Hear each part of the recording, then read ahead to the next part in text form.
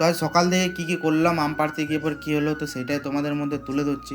তো চলো ভিডিওটা প্রথম থেকে শুরু করি। হ্যালো গাইজ, চলে এলাম একটা নতুন ব্লগ নিয়ে। তোমরা ব্লগটি শেষ পর্যন্ত দেখতে থাকো। তো সকাল থেকে বাড়িতেই ছিলাম, তো বাইরে বেরিয়ে দেখলাম প্রচুর রোদ দিয়েছে। তো আমি যাচ্ছিলাম ছাদে, তো ছাদে আর যাওয়া গেল না, সিঁড়িটা প্রচুর গরম হয়ে গেছিলো। তাই আমি বেরিয়ে গেলাম এখন বাইরে যাওয়ার জন্য। তো বাইরে এসে সবাই মিলে ঠিক করলাম আম পাড়তে যাব। তো আমরা এখন চলে যাচ্ছি সবাই মিলে আম পাড়তে। তো আম পাড়তে তো এসেছি, কিন্তু গাছে একটা আম দেখতে পাইনি, আর নিচেও কোনো আম ছিল না। তো অবশেষে একটা আম দেখতে পেয়েছি, কিন্তু আমটা তুলে দেখলাম যে আমটা পুরো কাঁচা আছে। তো আমি এখন যেখানটাতে আছি এটা হলো অফিসের পেছন দিকটা। তো আমি এখন 4টা আম পেয়েছি, কিন্তু তার মধ্যে 2টো আম ভালো ছিল আর 2টো আম খারাপ ছিল। তো এখন যাচ্ছি ভেতরে। তো ভেতরে ঢোকার মাত্রকেই পুরো মশাতে প্রচুর কামড়াচ্ছিল, এখানে প্রচুর মশা ছিল। তো ভেতরে এসেও কোনো আম দেখতে পেলাম না। তো ভাইপো উঠছে ছাদে, দেখি যদি কোনো আম পায়।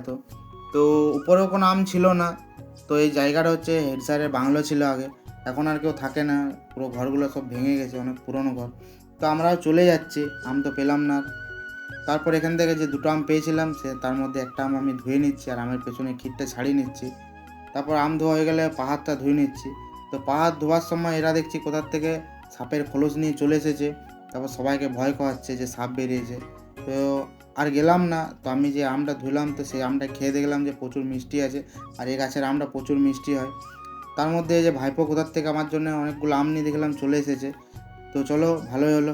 তো ভিডিওটা আজকে এখানে শেষ করছি, দেখা হচ্ছে নেক্সট ভিডিওতে। ভালো হলে চ্যানেলটি সাবস্ক্রাইব করে দেবে। তো আজকের জন্য টাটা।